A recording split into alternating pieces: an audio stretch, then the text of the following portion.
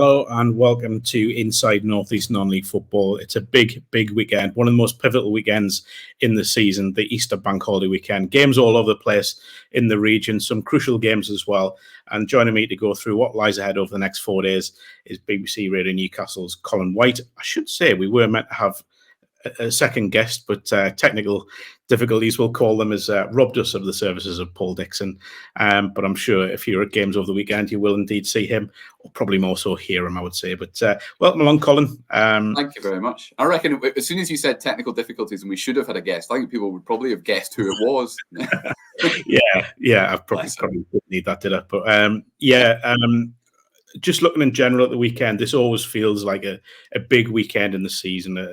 Not just at non-league level, at every level. It's one of those weekends where everything starts sliding into place for the run-in. Yeah, it's always a period where, I mean, this happens at the end of every season anyway, where you play however many games in however many days, but in a very concertinaed period of time. I mean, we were at Gateshead, and we'll come on to them, but they've played. They're in the middle of playing Saturday, Tuesday, Friday, Monday, Saturday. There's plenty of other teams further down the pyramids doing that kind of thing as well. Even across Easter weekend, almost everybody plays Friday, Monday, but the NPL play Saturday, Monday. Yeah. And obviously Northern League just squishing games in wherever they can, whenever they can, wherever they can in certain places. So, it's always fascinating. It's always good fun. And it's always very, very important for what comes out. It dictates a large part of what the tables look like at the end of the season, basically. Yeah, just a big weekend and some unbelievable fixtures across all divisions as well. We're going to start in the National League. We'll start with Gateshead and Hartlepool United. Obviously played each other on Tuesday night. We'll speak more about pools in a second, because I think that's probably going to be a little bit more of a deep dive into what went on. You can see your fixtures from the National League and the National League North for Friday and Monday. We'll start with Gateshead at home on Friday against Rochdale. Interesting to chat to Rob Elliott after the game, where he was very keen, despite the nature of the win against Hartlepool, to really quickly move on from the game and focus on what he believes is a very dangerous game against a good Rochdale side. Yeah, and I think one of these things, you and I were there, we watched it, and it was our job to try and find words to describe how good they were in the second half, and they were just off the scale. But it wasn't it almost pleased me more, but thinking about this afterwards, that it wasn't perfect. It wasn't. Somebody said to me in the office yesterday, was it one of those games where just everything they hit went in, or everything they tried came off? And it wasn't. The passes did go astray sometimes. Shots were off target sometimes. So therefore it wasn't a fluke, and therefore that can be reproduced. So they've set themselves a bar. Their bar was already pretty high, if we're honest, but they've set themselves a bar. And I like Rob Elliott's attitude of not getting carried away. I think if they'd had a week between games, if this was Saturday to Saturday, they could have really enjoyed themselves Saturday night, Sunday, and come back in on Monday. But they haven't got that luxury, as we've just talked about. We'll talk in a minute about how bad Hartlepool were in comparison to how good Gateshead were. But Gateshead were absolutely brilliant in that second half in particular. It's interesting you bring up the perfect comment, because that was my first question to Rob. I did say it was almost a perfect performance, and he not hit back. He didn't hit back at all, but he sort of said to me that it was nearly perfect. And I think we both said the first 15 minutes. I remember sitting there on the National League TV commentary and saying, this looks like it could be an awkward night for Gateshead. But that was blown out of the water by about 10 minutes in the second half. And you look at the attacking talent, and the fact that Marcus Denanga, over 20 goals this season, all competitions, didn't even get a minute. There's players, not even in the matchday squad, who would probably have felt just cause that they should have played in the game, or at least been in the 16. Greg Ollie comes off the bench. It's remarkable that if we go back 3 months and we're looking at Gateshead, and all of a sudden you're going, who's going to play it? They've got no one can play it because of injuries, because of suspensions, because of players being sold. And now you look at Rob Elliott, must be sat there, and I think they're going to try and bring in more players. He said that in the interview I did with him. I think they're looking at one, possibly two. But all of a sudden, you look and go, and he's got some serious issues of the good variety. Yeah. And that's the thing. They had a good, strong squad at the start of the season, or by the time they'd sorted all the transfer business out. So maybe 10 games into the season. Yeah. And then it felt like everything conspired against them in kind of December, January, or slightly before that, I suppose, with Mike Williamson leaving. But then the consequences of that, taking Stephen Warren, taking Karen Lofthouse, a couple of others being recalled, injuries, Robbie Tinkler, Greg Ollie, etc. And that heavy defeat at Chesterfield, where they could barely put a team out. Yeah. And you thought, right, how do they come back from this? Is this just another season where it's going to peter out a little bit and then try and rebuild again? But in fairness to them, they have rebuilt spectacularly, but whilst the games have been going on. And they have a stronger squad now than they did when they played Hartlepool in the second game of the season away from home. Yeah. And that's testament to Rob and others. But their recruitment is brilliant. How they bring in the characters as well as the people, they get that balance absolutely right. Dejan Brown, I think, is one of those examples where no senior football to speak of. Had a chat with the sport editor at Radio Derby yesterday who was suggesting that Derby might be interested in recalling him, and I told them where to get, because they could, Gateshead could do with him for the last few games of the season, either with or in place of Denanga. Yeah, they've got so much going for the Gateshead, and you just hope now. We talked about this in the last pod. If they don't achieve either of the two aims now, which is promotion or the trophy final, it'll be a disappointing season. But they've got themselves in that position through their own doing. I've asked this question to a few people, but in terms of the Easter weekend, I mean, would you say 4 points? They'll not say it that way. I'll say that straight away. Gateshead will want 6 points, but to me, I feel like 4 points would be a good return from. I think obviously on home soil they'll want to win tomorrow. They'll want to build on Tuesday, but going to Fylde, that feels like a real banana skin. Obviously, Fylde need to win to really move away from that relegation zone. So I think 4 points would be an acceptable return. Yeah, I'd agree with you. I think not losing either of the two is the first thing. You'd fancy them to play to do well. They scored 5 against Rochdale earlier on in the season as well. I think 4 points, because they're in a genuine playoff chase now that involves other teams below them. Not just above. It's not just about trying to chase. Maybe can they hit that top 3? The league is so tight. There's teams below them as well that might chase them. So I think 4 points. Right, you're right. Rob might not say it. 4 points would be absolutely fine from Friday, Monday, and then into the trophy semi-final. You do want that top 3 player, so just to get the home semi-final would be ideal. And not have to play a quarter final. Yes, 100%. And quick footnote: the last game of the season, Bromley, who I think are currently 3rd, come to the International Stadium. That won a 12:30 kickoff as well, which is not great. And but Chesterfield have already won the league the weekend before, or in the game before. Absolutely. On to Hartlepool, not going to be anywhere near as positive on this one. Seen Hartlepool a few times this season. Didn't see the second half coming. I think Kevin Phillips's reign has been cautiously optimistic, we'll say. So far, there's been a lot of positivity, but there have been some poor results, but nothing in the manner of what we witnessed, particularly in the second half on Tuesday night. Yeah, and they were his reign, I think, is now he's either 10 or 11 games long after Tuesday night, and it's kind of split into 2. I think he won 4 of the first 5 or 4 of the first 6, and they're now without a win in 5, and that's their worst run of the season. So they've picked the wrong time to have a dip again. And people talk a lot about a new manager bounce, and it kind of feels like, there was the real positivity when he came in, made some changes, and now that kind of novelty value maybe has worn off a little bit. He was very strong afterwards, and he said it was embarrassing, and he said the scoreline is embarrassing. I think I agree with him on that. I know I was kind of looking at it more through Gateshead eyes than neutral eyes, but I felt like Gateshead would have done that to most teams in the second half. So I know he's looking at it through Hartlepool eyes, and there was a big away crowd, big away following that didn't all stay to the end, and I'm not having to go at them for that, and there were a few boos at different times as well. But I don't think they were all that bad. I honestly don't. Do you think, because one of the things that I pointed to was a bit of a lack of intensity in the second half. So first half, it felt as if Gateshead just didn't have time on the ball at times, whereas second half, and we can put that down to Gateshead's quick, slick passing movement, but I think you take the 2 Ed Francis passes, for example, where he's dinted him behind the defence. He had so much time to take that touch and pass. And I think that was kind of symptomatic of what went on throughout the second half for Hartlepool. I think that's why supporters got angry, was not because, obviously because of the defeat, because of the manner of the defeat, the result, but also the fact that there just seemed a lack of intensity, a lack of pressure. And I think some would say a lack of desire. And if you're going to get beat, there's ways of getting beat. Yeah. At no point did they chop anybody in half, which we No, don't necessarily condone. But you kind of think, just get angry. Be really angry that you're 4-5-6-1 down at some point. And that, you're right, that didn't happen. They barely had the ball to be able to then give it away. So I don't think that was the issue.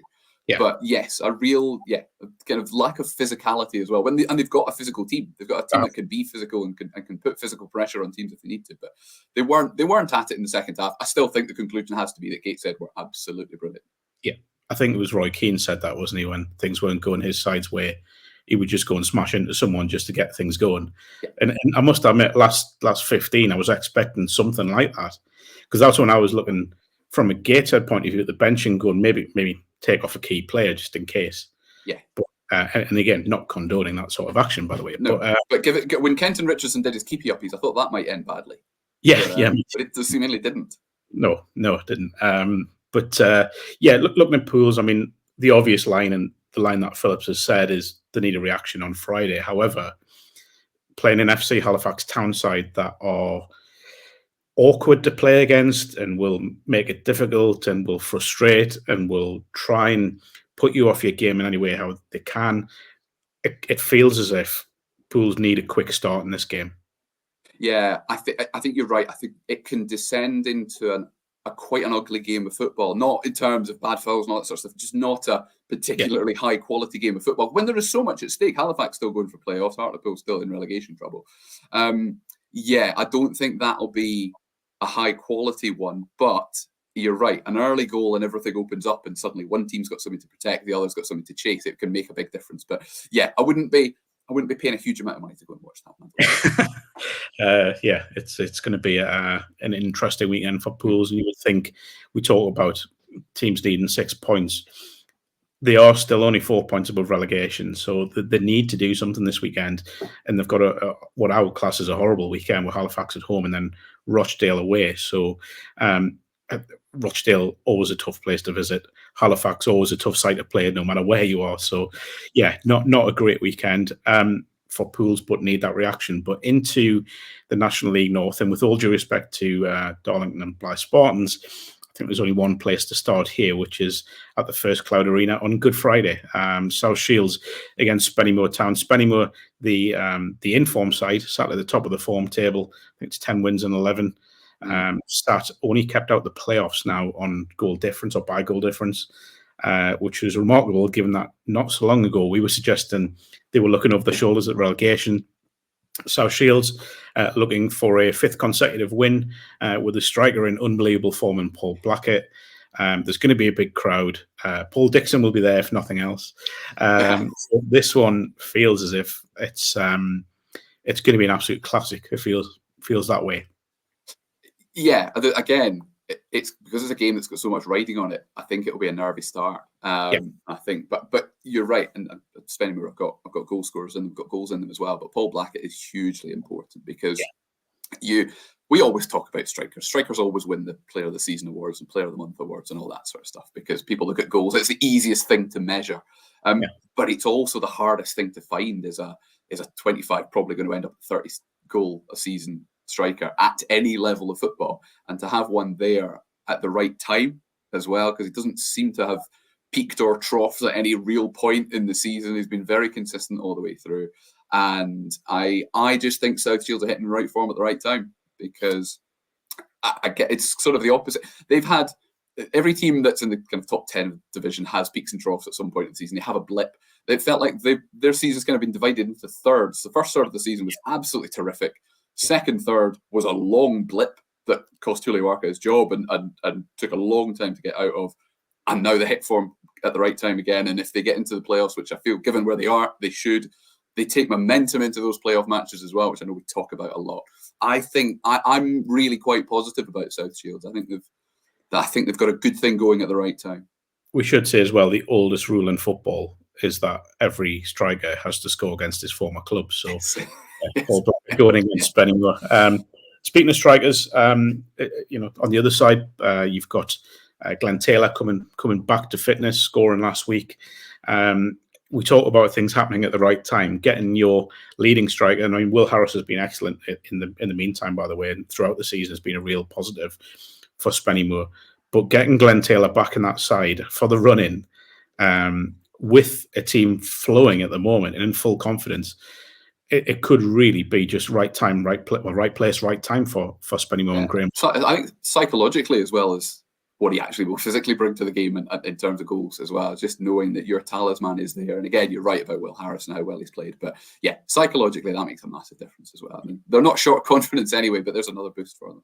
Not at all. And again, both sides with interesting fixtures on Monday. Spennymoor, again, regardless of what happens on Friday, with that home game against Farsley Celtic, they'll be confident going into that. Shields away, tough little game for them. So it's going to be a really fascinating weekend for both clubs. But whatever happens, it'll still be in and around the playoff push. I think this is going to go right down to the wire. In terms of our other clubs in the North, National League North, to me, it doesn't feel as if Blythe Spartans are safe yet. I still think they need at least one win. They've got a few injury issues going into Friday's game. I was nearly said tomorrow. We are recording this on Thursday morning against Curzon Ashton. So that one a difficult game. Curzon still in and around the playoff places. Let alone points and goal difference with Spennymoor. So we're talking about how well placed Spennymoor are. Curzon are exactly the same. Yeah. But I look at that one and just think, looking at what Blythe have got left throughout the remainder of the season, the fact they've got a tough trip to Chorley on Monday. Yeah.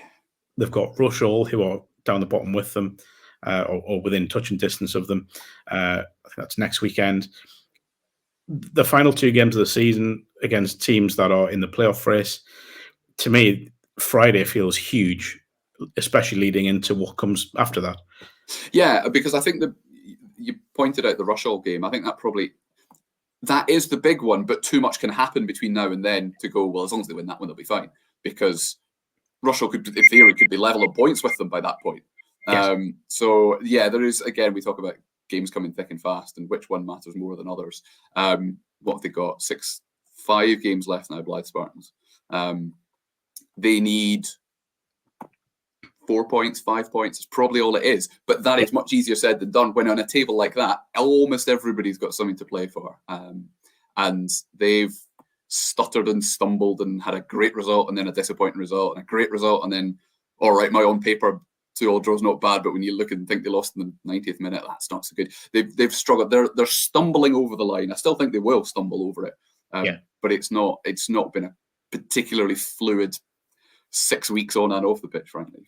And the scary thing is that the amount of goals that they've conceded in injury time, whether that's equalizers or to lose a game, if they'd have held on to take those extra points, we could have been talking genuinely, and this is serious, I'm fairly certain it's 14, 15 points. We could have been talking about Blythe being genuine playoff contenders instead of what we've got now. But I agree. I think they'll get over the line, but it'll be nervy. And when I look at the last 2 games of the season, I think it's Brackley and Scunthorpe. They're 2 horrible games. So you're thinking they're probably going to have the job done by the time they go into that final week of the season. Darlington, such a strange one, because I was at Croft Park when Darlington went to Blythe and won not even 2 weeks ago now, and thinking they're fine, they're going to stay up, even though there's still work to do, the confidence, the style, the manner, the win. But all of a sudden, that defeat last weekend against Rush Hall has just muddied the waters. I say muddied it a lot, really. They are firmly back in that relegation battle. Again, we talk about Hartlepool. It's not great comparing Hartlepool and Darlington, by the way, but we talk about Hartlepool needing a reaction, and I think Darlington very much need one against Chorley on Friday. Yeah, there's a big difference between 2 points between them and Rush Hall and the 5 that it could have been if the result had been different. And I know hindsight's a wonderful thing, but when it comes to fine margins, we're talking about Blythe will stumble over the line because they're 6 points above the relegation zone. If Darlington had been 5 points clear, we'd probably have had the same conversation. We'd have said they're maybe a win and a draw away from being fine. They're not fine, and we've talked about reactions. Reactions are really important because the games come so quickly that you haven't got time to to go through in detail what went wrong and make massive tactical changes from one day to the next. It has to be an emotional reaction, an absolute determination to put things right, rather than spending time working out how to put things right, from a Friday to a Monday or from a Monday to a Saturday. So, they need to do that. Again, I do actually think another win and their confidence will come back up again, because they've had such a good run up to that defeat. And I'd put money on them staying up, put it that way. A tough little game Monday as well at Warrington, who are a very, very dangerous side. We're going to move into the Northern Premier League, and we should apologise because last time we did this with Dicker, we didn't really talk about Morpeth. And it's kind of a difficult one talking about Morpeth at the moment, because they're not going to get relegated. They aren't going to get in the playoffs. And it's very easy, I always think, to say when this situation happens, they're just seeing the season out. They're just literally ticking games off. But I think the way I look at Morpeth now is I think that there's been a sea change in the squad, and there's a younger squad trying to come together there. So I would argue a lot of players in Craig Lynch's ranks at the moment are, I don't want to go too far and say playing for the futures, but there is an element of that. I think they are looking at, Craig will be, and I know he is, he's looking at the squad and thinking, right, what do I want next season? He's got a group of good young players there as well who I've been really impressed with this season. People like Vinny Steels, obviously Sam Hodgson's on loan from South Shield's been excellent, but there are players I think personally are playing for a place in next season's squad now. Yeah, I think they're not really playing for points anymore, because it almost doesn't matter, literally doesn't matter how many points they pick up between now and the end of the season. They're not going down, they're not going up. But it's an opportunity to build a squad for next season. And you're right, from Craig Lynch's point of view, it's an opportunity to build the squad. From the players' perspective, it's an opportunity to make sure they are in that squad come next season. It's actually a luxury. I know they'd rather be in playoff contention at this point with 6 games to go, but it is actually a bit of a luxury to be able to be planning ahead now and get some proper competitive games out of these players, to keep analysing them and say, yes, we want to keep them, or we need to improve that. We need to improve his finishing, we need to improve his fitness, whatever it might be, and properly build a squad for next season. They could do with improving their away form. Yeah. I think kind of psychologically, as nothing else. They've played 17 away from home and they've lost 10 of them. They've played 17 at home and they've won 9 of them. So there's quite a big discrepancy there. But that's a little box to be able to tick and say, yeah, that was a tangible improvement over the end of the season. Everything else is intangible. It's all about making the squad better.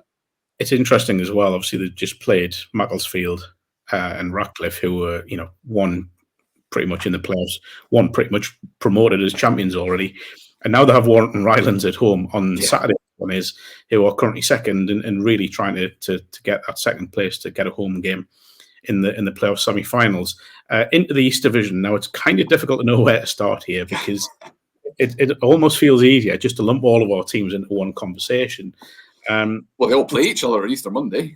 They do, yeah. But looking at Saturday's games, they will have a big impact on the makeup of Monday's fixtures. And kind of, I look at it and think, Stockton, to me, if they can take 6 points from that home game on Saturday against Carlton, and then they go to Concert on Monday, if they take 6 points, I think that's them. Not champions, obviously, unless results elsewhere go the way. To me, that's them on the brink, we'll say. Yeah, I think so. And they've had a little bit of a stumble here and there, but had such a consistent season before that you allow them that, and that's just sort of perfectly natural. And again, if we're talking about what we think will happen, who would we put money on? I think you'd still be putting money on Stockton winning the league, and they're actually benefited, I think, by the teams below them, Hebburn and Dunstan in particular, taking points off each other, which they're going to do. But they obviously couldn't both win when they played each other earlier on, but also. Because every game matters so much to them, they're neither Hebburn nor Dunstan are in perfect form. Hebburn are in much better form right now, but yeah, they're not being chased by one team that is absolutely flying, a Spenny Moore of that division. There isn't somebody like that. They can get away with dropping points here and there, and it's probably not going to cost them the league title ultimately. I don't think any individual at Stockton thinks like that, but I think they're benefiting from there being such a tight race behind them as well. And I know Saturday's fixtures matter a lot, but Monday looks brilliant. That all 6 of our teams playing each other. Newton Aycliffe as well. Newton Aycliffe Dunstan will be a huge game on Monday, because Aycliffe have got themselves in the right place. They've kind of done their bit up to now in the last 6-10 weeks, and it's up to other people to chase them and knock them out of the playoff places again. Just kind of quietly gone about the business this season here, Cliff. They obviously, I think the biggest compliment I can pay them is that you forget that it's the first year at this level. Yeah. And they've gone in with a young squad, some that are very inexperienced at this level. Some signings, I think, that may have surprised a few. Yeah, they're sat there in the playoffs. Yes, you kind of hinted there at it that teams have got games in hand. But they've got the points on the board, and it's for other clubs to catch them. I think Brian Atkinson deserves so much credit for the job he's done there. I saw them at concert. Every game's running to one now. I think it was earlier this month. And they played some lovely stuff. They were a really good, attractive side. Yes, they only got a point from the game, but I can see why they are where they are. And I think Brian just deserves and his coaching staff, all the credit in the world for what he's done there. Yeah, and they're, again, in a position where they'd love to be in the playoffs, they'd love to go up, but it's not a failure if they don't. They haven't got that kind of external pressure on them to say we should be up the divisions, or we're, as a club, we're bigger than this division, we're trying to get out of it, and this is part of a long-term plan to be in the National League. It's not like that for them, so they can enjoy it, and the more relaxed you are, the better football you play, and the more likely you are to get the results out of it. We'll keep using the word momentum, and I am going to use it again. Yeah. We spoke about Hebben earlier. Now, 5 games in a row where they haven't conceded a goal. We do talk about Amor Puewal a lot and the goals that he scored, and the fact they've got goals in midfield. But I look at that back four, and I heard, I think it was Dan Groves gave an interview at the club website where he said, we've had a consistent back four for the last 5-6 games, and that's why things are the way they are. Now, if Stockton were to slip up, and it's a big if, you'd imagine Hebben are in a good place mentally and physically, because they've got a strong squad, to really go and attack the last 5 games of the season, 6 games of the season, whatever it is now, and really put pressure on Stockton. Yeah, because, and you just pick up on that back line as well, if you have faith in that back line, as a whole squad, if you had faith in that defence, that they are going to knock everything out of the park, then it takes an own goal up the other end. It takes a deflection off somebody's backside. It could be anything, and suddenly 3 points is better than 1. And they've hit form at the right time. Basically, talking a little bit same as South Shields as well. Just hit their best form of the season. You don't end up second with 5 games to go by suddenly turning it on, but they are in a really good place. I think you're right that if Stockton slip up, they'll catch them. Dunstan won't. At the very worst, now they should end up with a home semi-final, because I think they've got that 5-point gap to Dunstan, and then a little bit, not much, but a little bit below Dunstan as well. So they should finish. This is me putting pressure on them. They now should finish no lower than 3rd to me, and then that gives them a home semi-final, and then we potentially have a Hebburn-Dunstan final, which emotionally will be a bit difficult for people who genuinely want the best for both teams, and who know how much that game, hypothetical at the moment, how much that game would matter. But it's nice to have that conversation, really is. And without making it about ourselves, really difficult for people who cover both clubs. Awkward. I mean, remember we did Hebburn Concert at the Vaz final that no fans could go to, and it was one of those where we couldn't lose. One of the teams obviously was going to lose, but we couldn't lose, and the whole thing was a celebration. The whole thing was a celebration.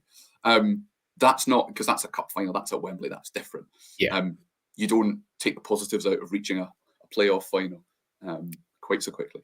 Did have an interesting chat with Stephen Rutherford, Hebburn's chief executive, which is available on the YouTube channel and podcast outlets, about the club's journey from, to be honest, being on the brink of going out of business, some serious issues when they were in Northern League Division 2, to where they are now, where they are very much contenders to be in Step 3 for the first time in the history. Go and check that out. This weekend feels huge for Dunstan. I mean, they had big momentum when we go back sort of 10 days. But that defeat last weekend, the defeat and the manner of the defeat at Hebben in midweek just feels as if they need a reaction. I keep saying that, a reaction, but it's true, isn't it? It is, because you can. We've talked about it, but at this point in the season, you haven't got 2 or 3 games to recover. You haven't even got 2 or 3 days to recover, particularly. So it does. And the reason they are where they are, this is almost me doing the pep talk for them, is that you don't go. I think it was 1 defeat in 18 before the little blip, 2 defeats in a row. You don't do that if you're not a terrifically consistent, strong, solid football team. Yes. So I don't think they need to change anything in particular. It's just about doing the same things right, getting the preparation the same as it's been, and just going out and having a bit of confidence. And if what you're talking about before a game is the great results and the great performances you had 3 weeks ago, and you focus on that rather than the last 2 defeats, then they will pick it up again. The issue is that they've got difficult games across the weekend, and we've talked about Aycliffe, and they play them on Monday, so they can't. Not everyone in this conversation can keep the momentum going because they're playing each other. That's the thing. Yeah, it is. Dunstan's pitch issues are ongoing. Just before we started recording, there was the announcement that they will be playing away from the UTS Stadium again this weekend on Saturday.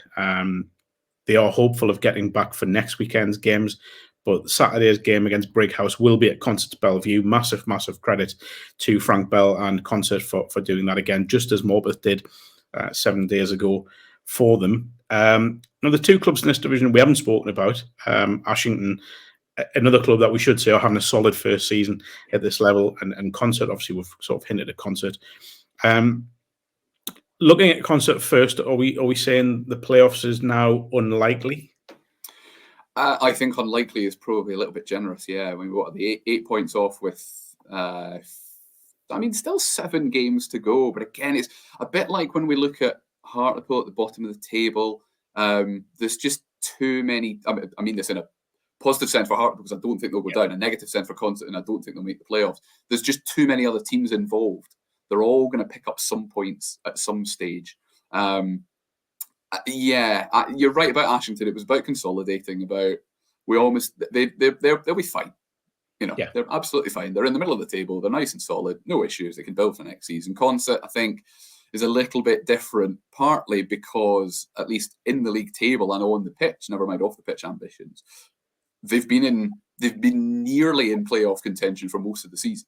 Yeah. That's the thing, and they've just dropped off, and it's been too long a drop off for them, I think, to be able to pick it back up again. It's going to end up a slightly disappointing season, I think, for Concert. Into Northern League Division 1. Now, I will say there are fixtures going on the bottom of the screen.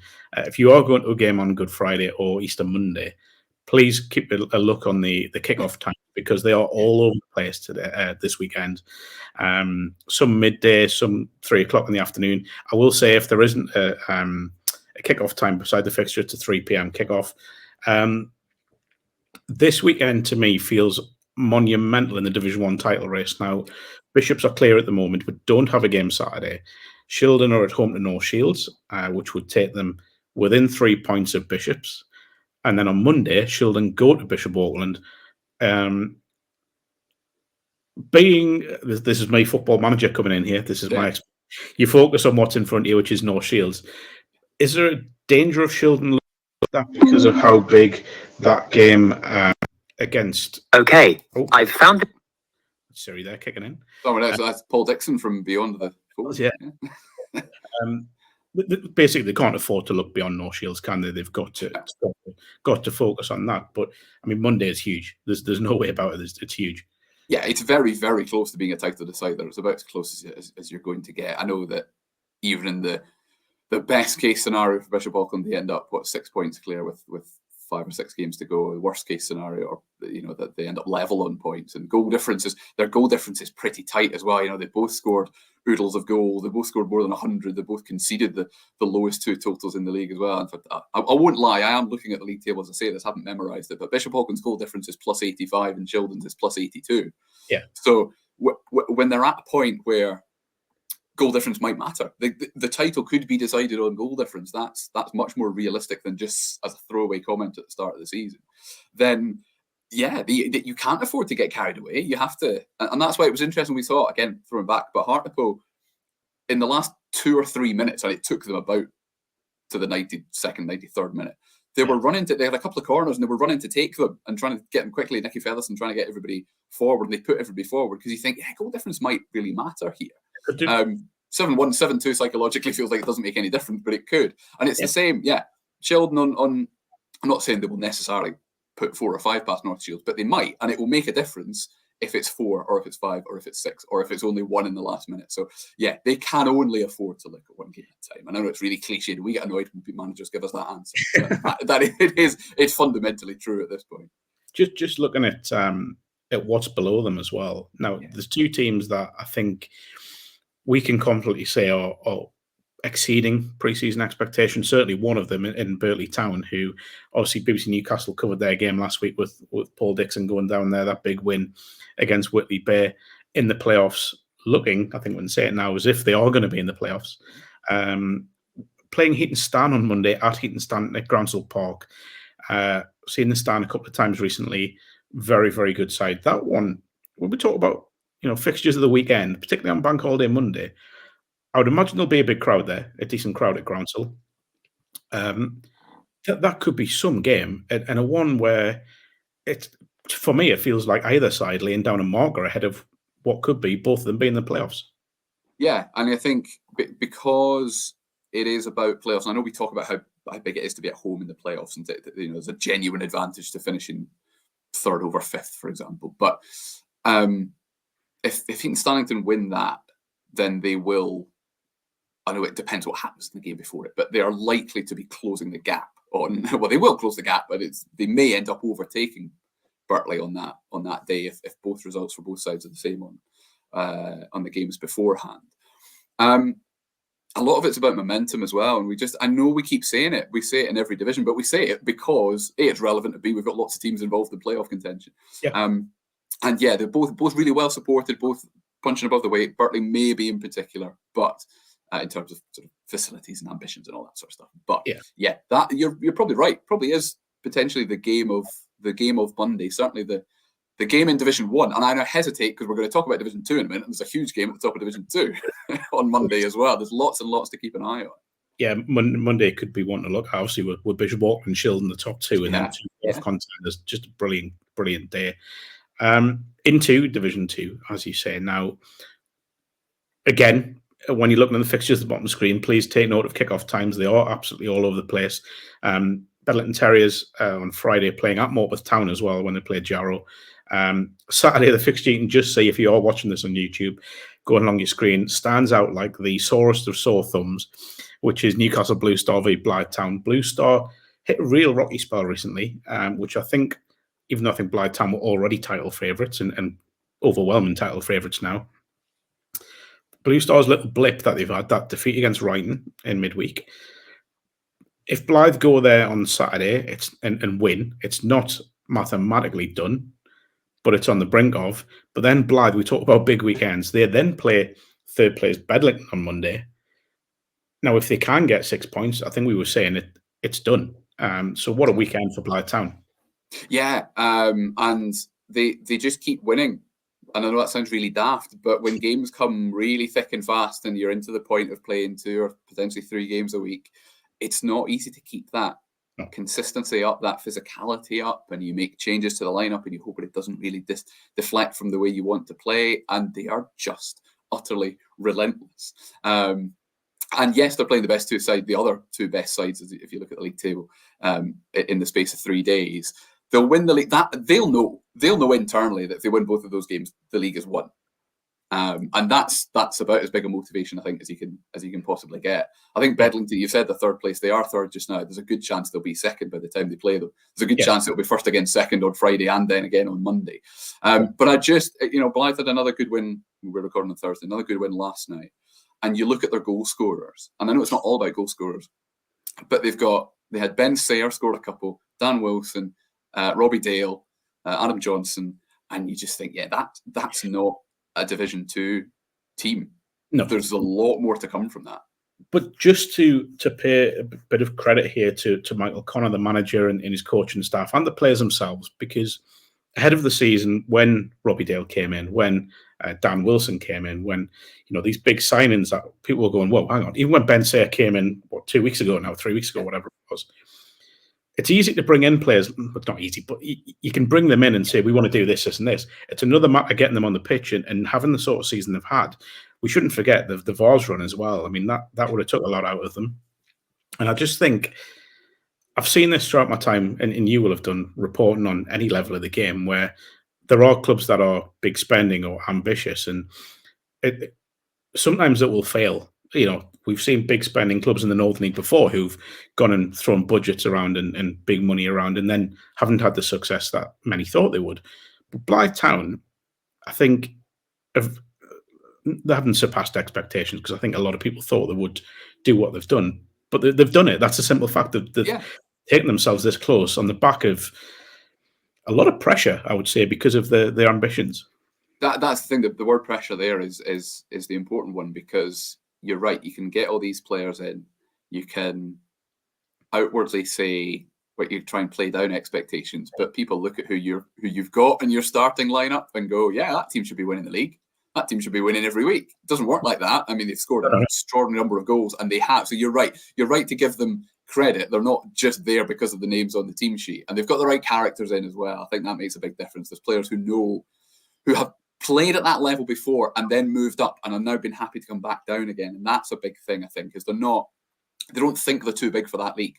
No. They know how good they are and can be, but they don't think they're too big for that league.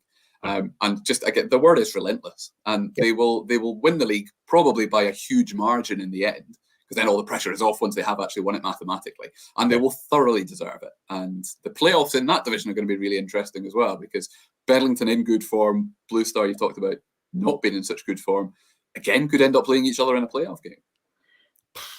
Well, yeah. There's going to be an interesting 3-4 weeks coming up at all levels. I think you look at the clubs we've got, and we've worked our way through the divisions there. We've got clubs, in the top 4 tiers of non-league football, all fighting for something, except the third, where we spoke about Morpeth, but we spoke about what the season means for them. A thrilling final run-in coming in. And as we said, a massive weekend. Get out and support our clubs, because there are some monumental games across all divisions. I'm expecting to see some big crowds as well. Obviously, there'll be coverage over the weekend throughout my outlets I work for. Colin, in terms of BBC's coverage, how is that looking this weekend? So Friday and Monday, it's quite useful that Sunderland play at 3 o'clock on both days, because we basically make the Fridays and Mondays into Saturdays. So yeah, Dickett will be at South Shields on Friday, tomorrow, as we record.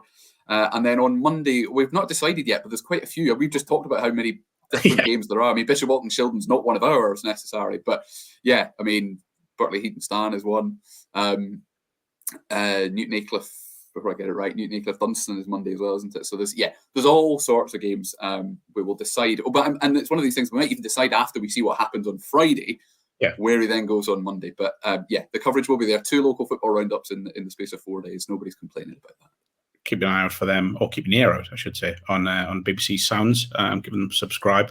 Some invaluable interview from Paul Dixon, who has been a sad miss here, but you will hear. He'll be back. You'll be hearing his enthusiastic tones over the weekend, and plenty of them as well. Colin, many thanks for joining us. I think it's safe to say we're both pretty excited about what lies ahead this weekend. Many thanks to you for joining us. Get out and support our clubs, as I say. Some big games lying in wait. And most of all, hope you and your families have a very good Easter weekend.